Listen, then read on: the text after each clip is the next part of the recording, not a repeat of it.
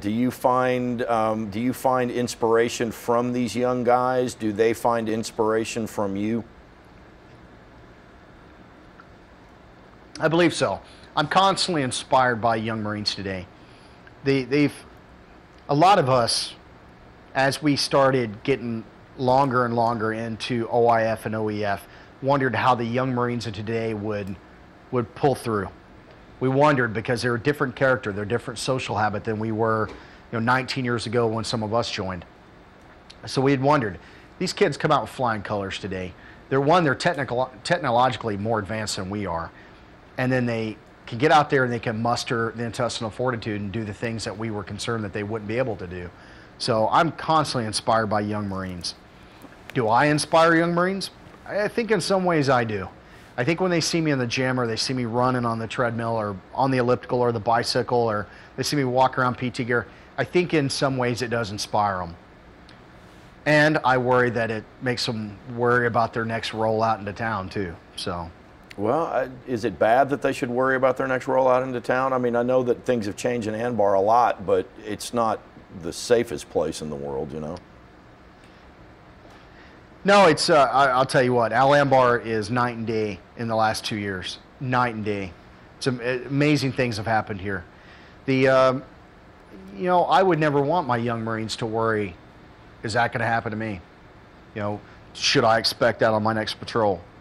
Should I, yeah, of course. I don't want them to even think about it because I want their mind in the mission. I want them looking for an IED signature. I want them looking for that window that might have somebody pop out of it in a moment's notice. I want them to be alert and not to be thinking, what if it was me? And I think their training probably doesn't do them. I think that's me just being a father figure and looking out for the young Marines. Sure. Let's talk about when you decided to go back. I understand you got to ask the Marine Corps Commandant, or after the escape from Alcatraz, he asked you, what would you like to do with your Marine Corps career now? And you told him, go back to Iraq. Is that the way that went down? Well, it wasn't the Commandant. It was a gentleman named General Mattis. And at the time, he was the first Marine Expeditionary Force Commanding General. Right. Now, once I gave him the word and decided I wanted to do this, it took the Commandant's approval to happen. So, I mean, you're talking 4 stars and 3 stars to allow me to come back over here.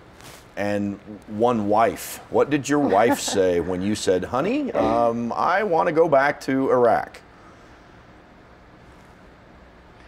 Well, she said okay, with okay as they ain't never gonna let you go. Yeah, right. So I think deep down, and she'll tell you, she said, okay, Sure, this is another harebrained idea you've got. This is never going to happen. And I never thought it would happen. I honestly don't. But that made me want to push for it even more. Sure. And unfortunately, when you get that mission in front of you, it's kind of like, I've got to prove it. I've got to prove I can do it. I've got to prove to everybody. And it comes with sacrifice and it comes with cost. And I hate that. I hate the responsibility of knowing that there is sacrifice. A year is sacrificed by doing this. Yes. But if I would not have done this, if I wouldn't have tested this and pushed the Marine Corps to allow me to do this, then somebody else might have to do it. And I wouldn't want somebody else to have to go through all of the things that I've had to go through to do this. Let me ask you a real simple question about going back to Iraq. You and your family have paid the sacrifice. You've done your duty, Gunny. Why did you want to go back? It's closure. It's recovery. It's Really? true recovery. Well, and I'll make it back. Before this deployment's over, I'm going to make it back to Ramadi. And if possible, I mean, I know some guys over there. So if possible, I'm going to go back to the same courtyard I laid in when that SEAL corpsman was putting a tourniquet on my leg. I'm going to go to the same street I was shot on. And I'm going to walk back there. And I'm going to walk out of there. Something I didn't do before. Tell me. And I'll spend the rest of my life promising it to my wife that after I'm mentally recovered 100%, the rest of our life is for us. Yeah, and we will live and we'll give our daughter a great life. I'm looking at this woman's face right now, and she's got her teeth are gritted right now, Gunny. I think this better be your last deployment. Tell me what you do now. You don't go out on patrol anymore for the security of your fellow Marines' sake. But tell me what you do. What is your duty over there in Fallujah? I basically tactically control all the rocket systems. So I do all the coordination procedures, all the liaison to fire the large rockets that can fire pretty much everywhere in the country. And that's part of my job, part of my career path is working with these same rocket systems. So part of me coming here was doing a job that my MOS, my military occupational specialty, is part of. Cool. So I'm doing a job for my level of rank, for my level of experience, and within my job description. All right, let me ask you one final question, Gunny. Rockets. Let me ask you one final question. You are in a unique position to tell us firsthand about this. Things in Anbar have changed, is what we see on the news. You know, the tide is turning. But tell me about physical, real life, an example of how things are better in Anbar today than they were the last time you were there. You can go on a 5K enjoyment run in Ramadi. Stores are open, buildings are rebuilt, turning area back to the Iraqi soldiers. Shop owners being able to mingle and do with other shop owners. I could tell you for the next hour the changes that have been there, but those are the big characteristical changes. They are taking control of their local populace, their local towns and villages. They're safe. Fewer people die on a day-to-day basis. I mean, practically a month.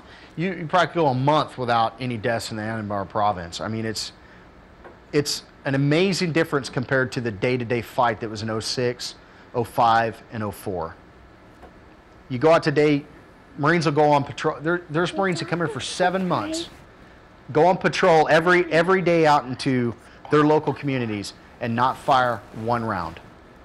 Wow. That is amazing to me, considering I had to reload my magazines almost every day. You feel like you're standing in the middle of history? You feel like you're standing in the middle of history? Are you watching something that will affect the rest of the world forever?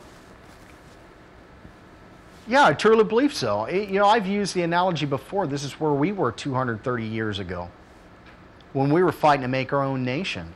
We're trying to help the Iraqis build their own nation the right way and let them do it in a safe environment. Let them do it without any other pressures from other surrounding countries. It's working. How long did it take us? 60, 70, 80 years to do it? I'm not sure we've done it yet. You know, people think that we're going to be able to do it in 4 or 5 years. I mean, this is a process that's difficult. You build a country from the ground up. Man, that's all I've got for you. I've never met a Marine that I was not impressed with. 2 or 3 of the most memorable people I will ever meet in my entire life I met in Fallujah. I want to thank you for your service, your sacrifice. When you get back, first beer's on me, man. Steaks, whatever you want. This country owes you and your family a debt of gratitude that I'm not sure we can ever repay. Thank you. I appreciate that.